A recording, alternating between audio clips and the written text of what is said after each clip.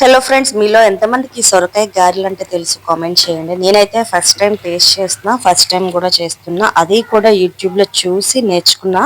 So ఎప్పటి నుంచో try చేద్దాం అనుకుంటున్నాను కానీ కుదరట్లేదు. సో లక్కీగా అయితే ఈ మధ్యన అయితే ఎలా అయినా చేసేద్దామని ఫిక్స్ అయిపోయాను. సో అది ఏంటంటే ప్రాసెస్, బియ్యం పిండి తీసుకోవాలి. ఇప్పుడు 1 గ్లాస్ ఆఫ్ బియ్యం పిండి అనుకోండి, 1 గ్లాస్ ఆఫ్ సొరకాయ గుజ్జు మాట. అంటే ఆనపకాయ గుజ్జు తెలుసు కదా, ఆనపకాయ కర్రీ చేసుకుంటాం, పులుసులు పెట్టుకుంటాం. బట్ నేనైతే ఫస్ట్ టైం రెసిపీ చూశాను. సో ఎలా అయినా చేద్దామని చెప్పేసి సో చేశాను. కష్టపడి చేసినందుకు టేస్ట్ అయితే వేరే లెవెల్ ఉంది. అసలు ఆ టేస్ట్ ఎంత క్రిస్పీగా ఉందంటే అసలు చెప్పలేమాట. టేస్ట్ అంటే మనం బియ్యం పిండి చేసాం కదా, బియ్యం పిండి అండ్ సొరకాయ అండ్ కొద్దిగా ఉప్పు అండ్ కొద్ది జీరా అండ్ మీకు కావాలంటే అల్లం వెల్లుల్లి పేస్ట్ కూడా వేసుకోవచ్చు, లేకపోతే అవసరం లేదు. అంతే, ఇంకేం లేదు. జస్ట్ ఇంకా మిక్స్ చేసేసి కొద్దిగా పచ్చిమిరపకాయలు గుజ్జు వేసుకోండి, టేస్ట్ చాలా బాగుంటుంది.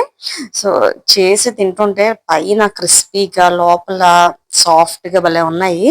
అండ్ అప్పటికప్పుడే చేసుకొని తినాలనిపిస్తే ఒక బెస్ట్ స్నాక్ అని చెప్పొచ్చు. చాలా చాలా బాగుంది, మీరు ట్రై చేయండి, టేస్ట్ అయితే అదిరిపోద్ది. అండ్ ఇవి వచ్చేసి 3 days వరకు నిల్వ ఉంటాయి, కానీ నెక్స్ట్ డేకి ఏంటంటే కొద్దిగా గట్టిగా అయిపోతున్నాయి అన్నమాట. అంటే సాగుతున్నట్టుగా ఉన్నాయి.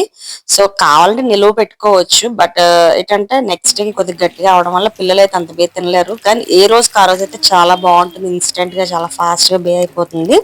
అండ్ నెక్స్ట్ వచ్చేసి మిరపకాయ బజ్జీ మాట. సో మిరపకాయ బజ్జీ వేయాలంటే ఒక ఆర్ట్ ఉండాలి. సో నేనైతే ట్రై చేశాను కానీ మిరపకాయ బజ్జీ అయితే వేయలేకపోయాను. షేప్ అనేది కరెక్ట్ గా రాలేదు. కొన్ని కరెక్ట్ గా వచ్చాయి, బట్ మన షాప్ లోనే వేసినట్టుగా బండి మీద బజ్జీ లాగా అంటే మనకు అసలు రాదు. ఎందుకంటే అది టచ్ ఉండాలి, వేసే అలవాటు ఉండాలన్నమాట. సో ఇది సెకండ్ టైం వేసాను, ఫస్ట్ టైం ఇలా వచ్చాయి. సో నెక్స్ట్ టైం ఎలా వస్తాయో ట్రై చేస్తాను. అండ్ మిరపకాయ బజ్జీ వచ్చేసి, మన మిరపకాయ బజ్జీ పెద్ద సైజు ఉంటుంది అనమాట. అది తీసుకుంటే అది తిన్నా సరే పెద్ద కారం ఉండదు. అండ్ ఫైనల్గా ఇవన్నీ ఇలాగా ఫ్రై చేసేసుకొని చక్కగా ఉప్పు కారం కొద్దిగా లెమన్ జ్యూస్ వేసుకొని మధ్యలోనే ఆ ఉల్లిపాయలు ఫిల్ చేసుకొని తింటూ ఉంటే వేరే లెవెల్ ఉంటుంది టేస్ట్. అండ్ ట్రై చేయండి. అండ్ శనగపిండిలో కొద్దిగా జీరా పౌడర్ అండ్ వాము వేసేసుకోండి. వేసుకోవడం వల్ల శనగపిండి కదా, సో డైజెషన్ కూడా చాలా ఫాస్ట్ గా అయిపోతుంది. అండ్ నెక్స్ట్ వచ్చేసి ఆల్ టైమ్ ఫేవరెట్ అయిన పులిహోర అన్నమాట. సో ఇది అండ్ ఈ పులిహోర అనేది ఇష్టపడిన వాళ్ళు ఎవ్వరూ ఉన్నారు, ఎందుకంటే టేస్ట్ అయితే పుల్ల పుల్లగా భలే ఉంటుంది కదా. అండ్ మా ఇంట్లో బాగా ఫ్యాన్స్ ఉన్నారు. సో మా అబ్బాయి కంటే ఈ పులిహోర అంటే చాలా ఇష్టం అన్నమాట. కనీసం వారానికి ఒక్కసారి లంచ్ బాక్స్ కి ఇది ప్యాక్ చేయకపోతే అస్సలు ఒప్పుకోడు. సో అయితే ఆ రోజు నిమ్మకాయలు లేవని చెప్పేసి అని ఇలా చింతపండు పులిహోర యూట్యూబ్ లో చూసే చేశాను. ఫస్ట్ టైం అట, ఎప్పుడు లెమన్ తో చేసేదాన్ని, బట్ చింతపండు పులిహోర కూడా చాలా బాగుంది. నెక్స్ట్ టైం ఇంక ఇలానే చేస్తాను, ఇప్పుడు నేను నిమ్మకాయలు లేకపోతేనే. ఎందుకంటే చింతపండు పులిహోర కొద్ది ప్రాసెస్ కదా.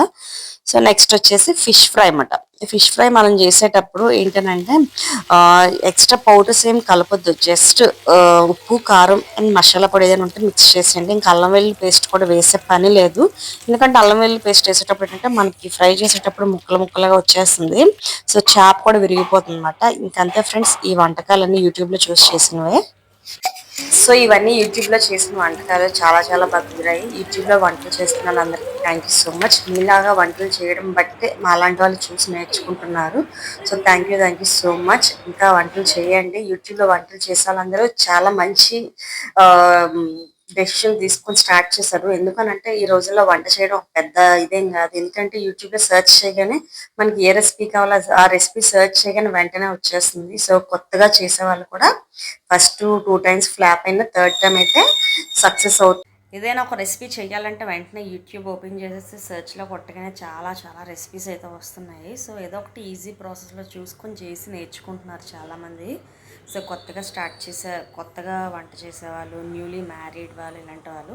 సో నాకు చాలా వంటలు వచ్చు. ఎప్పుడైనా రాని వంటలు ఎప్పుడైనా సరే యూట్యూబ్లో చూసి నేను నేర్చుకుంటూ ఉంటాను అనమాట. సో కుకింగ్ ఛానల్స్ని లేడీస్ అందరూ సపోర్ట్ చేయండి. So thanks for watching friends. ఈ వీడియో మీకు నచ్చినట్లయితే ఛానల్ని సబ్స్క్రైబ్ చేసి లైక్ చేయండి. ఓకేనా, బాయ్.